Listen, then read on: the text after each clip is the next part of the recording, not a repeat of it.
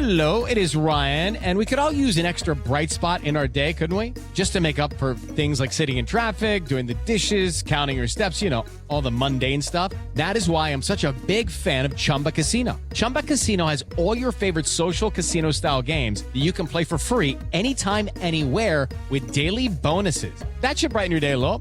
Actually, a lot. So sign up now at ChumbaCasino.com. That's ChumbaCasino.com. No purchase necessary. VGW Group. Void where prohibited by law. See terms and conditions. 18+. And now it's time for another special feature. Pickle.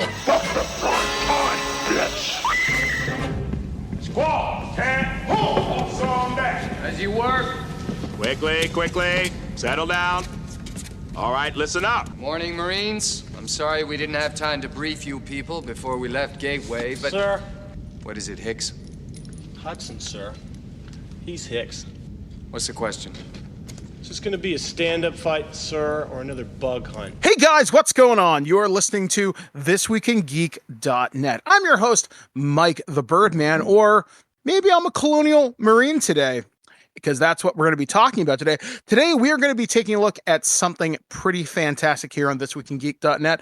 If you guys remember, a long time ago, I had a chance to talk about the Aliens RPG. You've definitely heard my coverage of the game over the last 5 or 6 years, if you can believe the game's been around that long.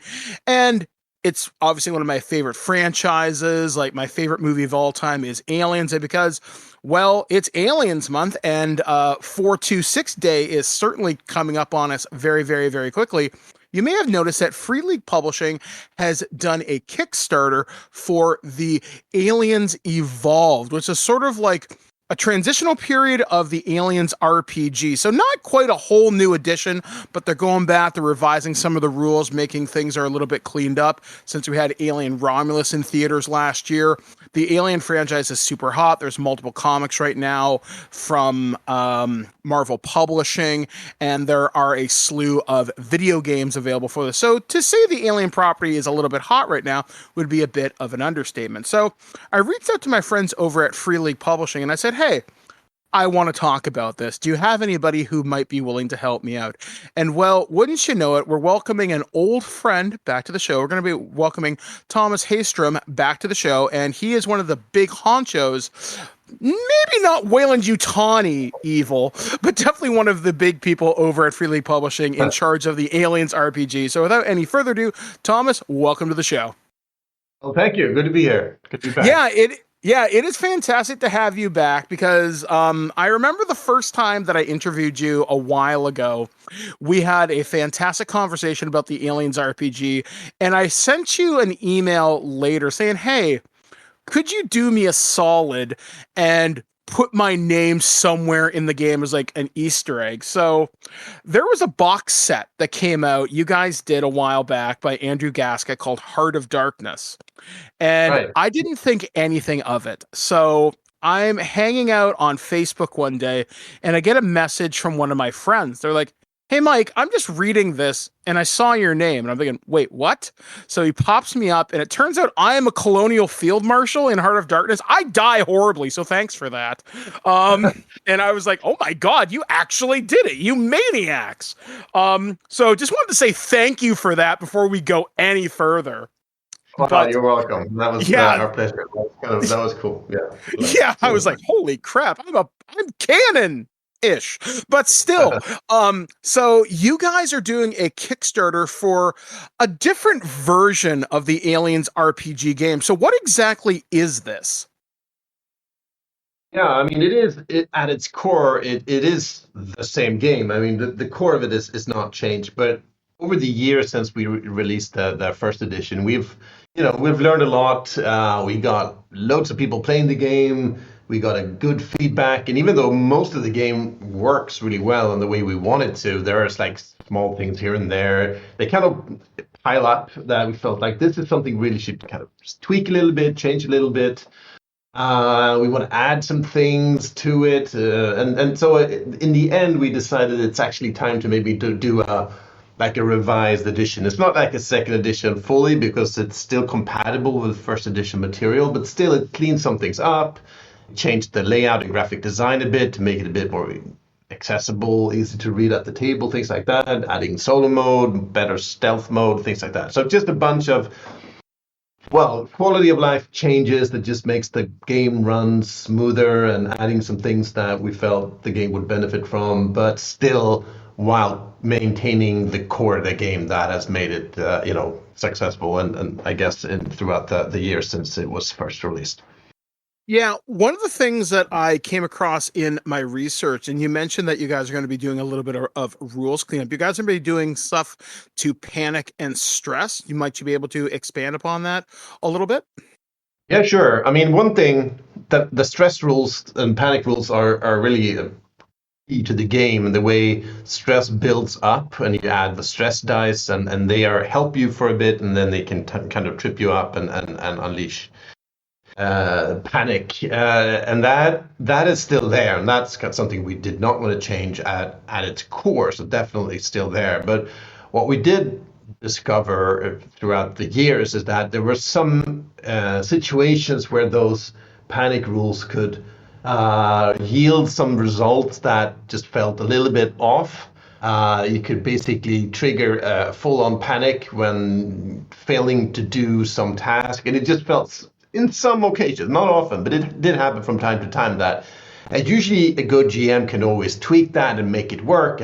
But still, we felt maybe we should do something just to avoid triggering panic in the wrong situations where it didn't really feel adequate. So we just tweaked those rules. So basically, what we've done now is that we have separated, in the first edition, there was one panic table that you would roll on whenever you had to. When you roll the skill roll and roll the face hugger, you'd roll on the panic table, or when something horrible happened, you'd also roll on the panic table.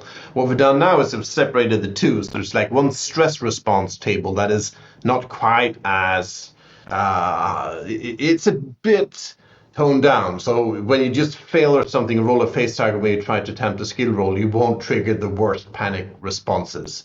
Well, then there's a separate panic table. That is when you're actually facing, the horrible xenomorph, and you want to get all of those the real panic going. So you kind of separate out the two to get responses in the game that felt a bit more adequate. So that's just a way we've tweaked that a little bit. So that's basically the main difference, but that's still, the game works and runs the same way. It's just those tables that yield those responses that we have tweaked a bit.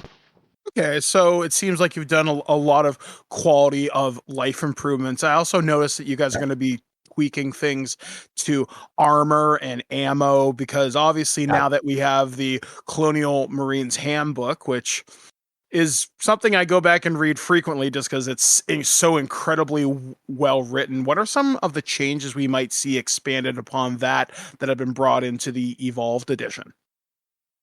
Right, yeah, armor is one thing that in the first edition it was fairly loose, and it's actually the system came from, the game uses the Eurozero engine that we've been using for quite a few games, and there the armor was handled in a fairly abstract way, but it could yield some odd results, where if you were skilled enough, you could basically punch a hole through an APC, like an armored vehicle or something, and that just felt a little bit off, especially in a Colonial Marines setting where you have all that hardware and have armored vehicles, and you have heavy weaponry and things, and in that kind of military-like setting, the armor rules didn't quite work fully for that. They worked for a more scaled down, Alien, like the first film, that where armor is not what the game's about. But in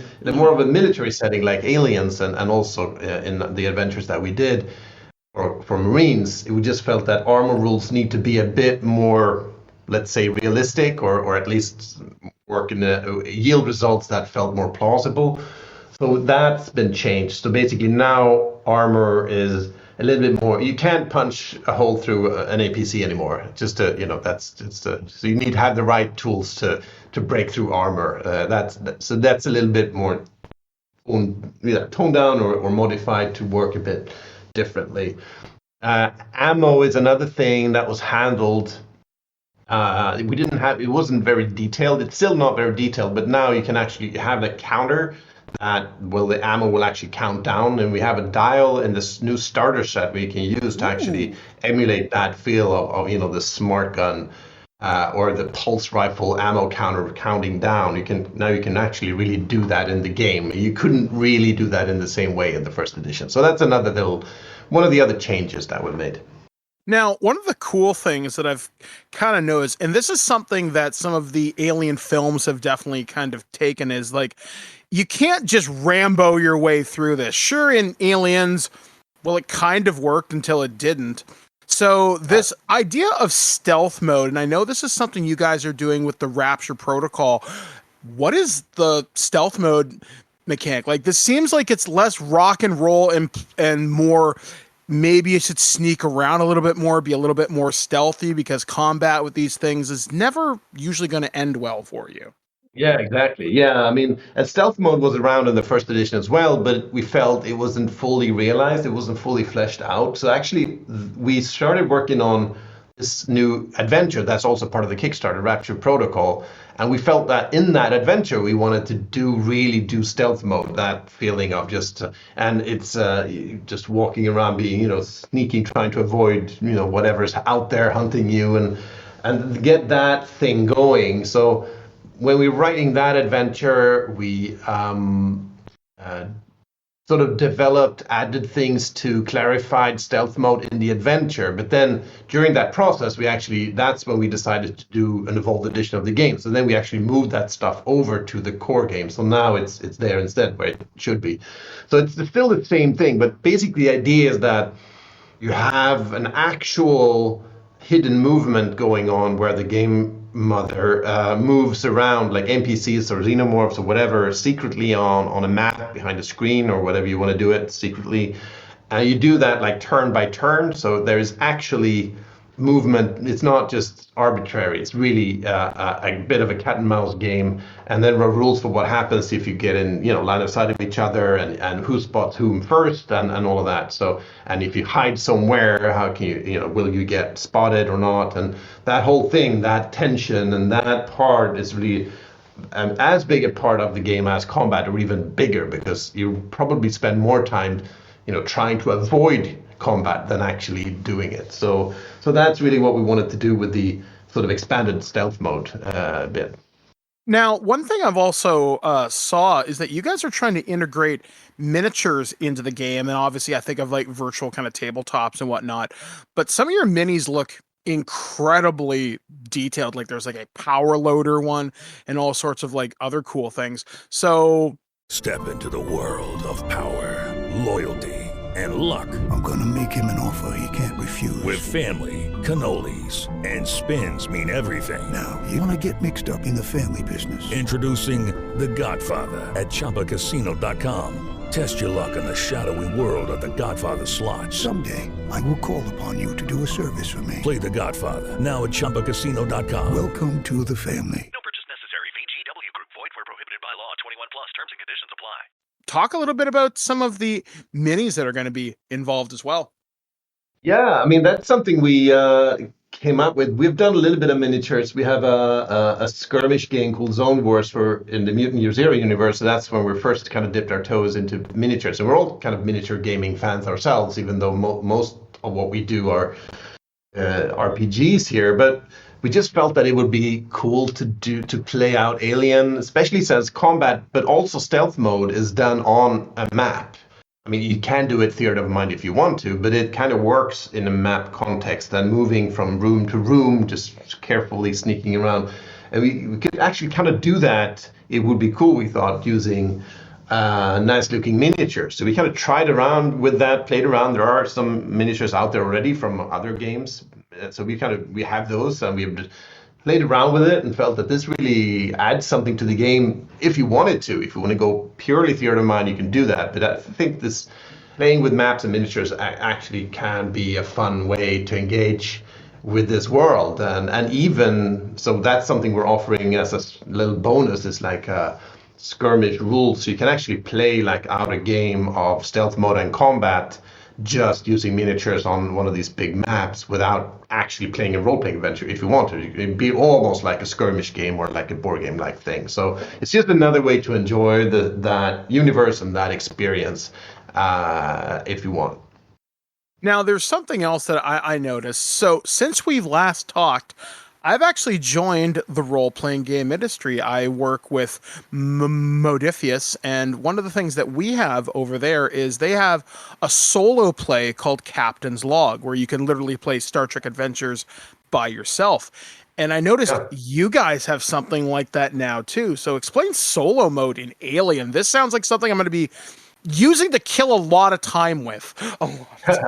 Yeah, I mean, solo mode in RPGs has really taken off in the last couple of years. I think during COVID for sure, but also after. It is because one of the obvious sort of can be difficult things about RPGs is to get the group together, and having some way to actually play an RPG, solo is a great addition to that. So we have been doing that for a couple of our games, adding solo modes, and usually the way solo modes work is that it's a bunch of tools and tables and things. You can kind of generate your story as you go along, since there is like no game master. You sort of generate like opposition, events, things as you play, and you kind of build on that. And it's the same way here. The solo mode for the Alien game is in the core rulebook. It's called Last Survivor.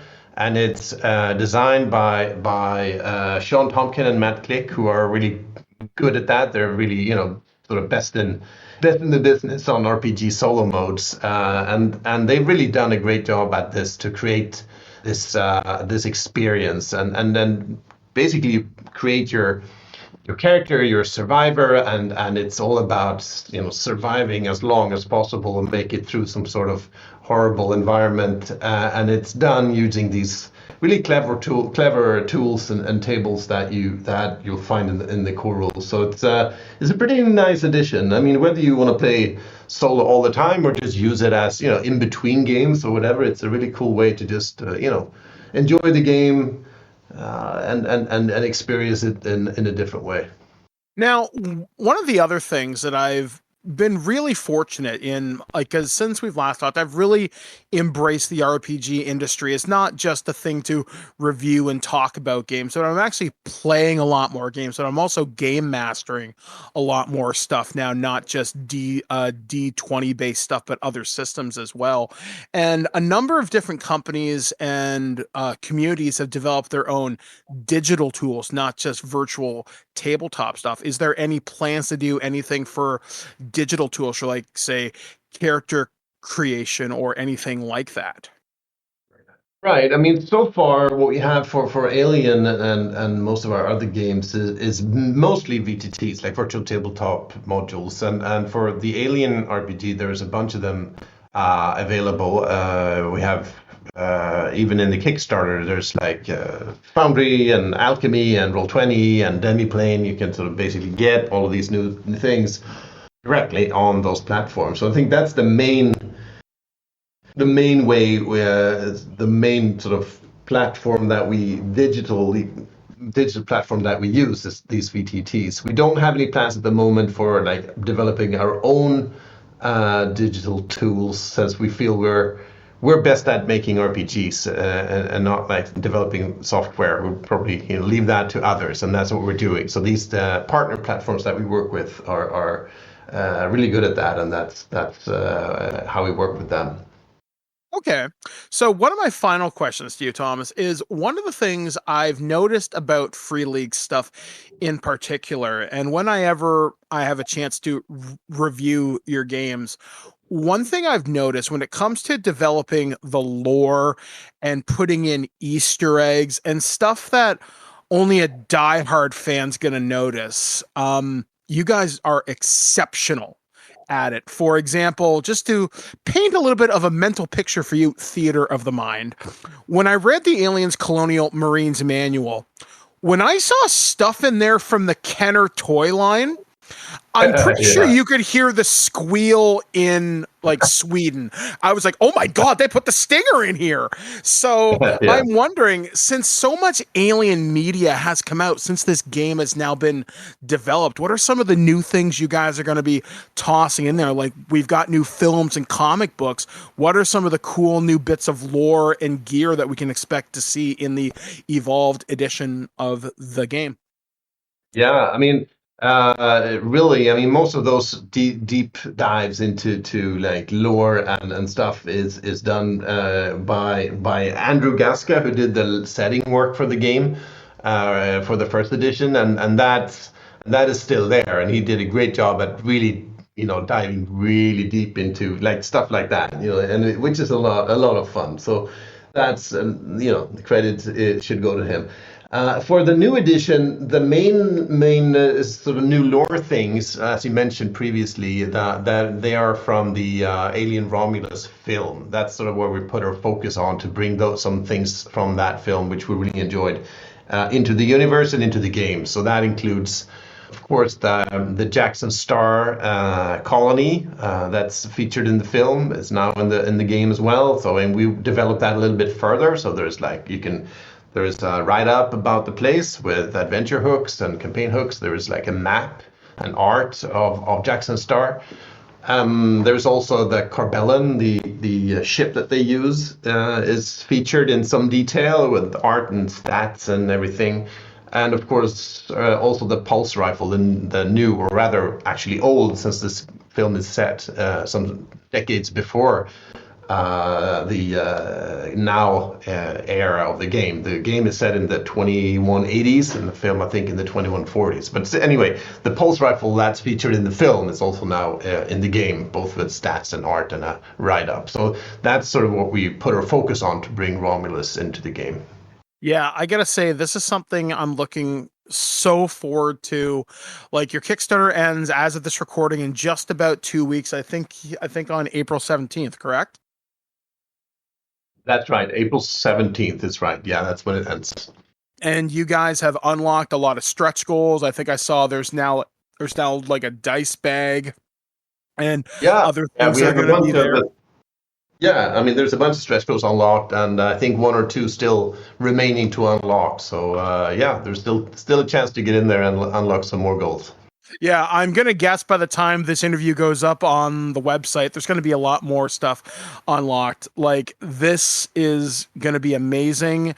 I'm looking forward to playing this, hopefully with my people around my table later on this year. So, Thomas, I got to say thank you for taking time out of your exceptionally busy press tour on this, and I wish you guys nothing but huge success on this. Thank you very much. All right, guys, so that was my interview with Tomas Härenstam from Free League Publishing. Guys, go check out the Kickstarter. As of this recording, it's almost 9,000 backers, $2 million Canadian right now. I'm going to treat myself and get a copy of this, but there will be a review of this coming when the game releases later on this year. I'm sure to have some impressions when I'm able to receive an advanced PDF of this, so keep it locked here to thisweekingeek.net. And one thing I forgot to mention during the interview is, if you guys remember my friend Liam, who I did the Aliens commentary with last year, he's actually doing a rucksack run, because as you guys know, Liam is former military, and he's actually modified the D66 table to go out there and do his own thing. So for example, he can be a marine breacher. He can be a hospital corpsman. He can be a dropship crew chief. And you might be saying, well, what's the big deal? Because he's doing a military style run. He's actually bringing rucksacks that were literally used in the Aliens Colonial Marines game and in the movie and everything else. So he's going out there in full kit, literally going to be running around as a Marine in the woods on Alien Day. And I really wish I mentioned this to Thomas during our interview, because he modified the D66 system.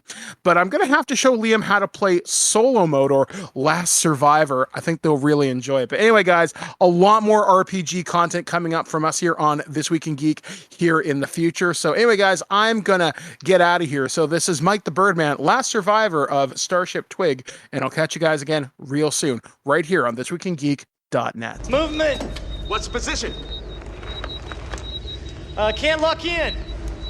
Talk to me, Hudson. Multiple signals.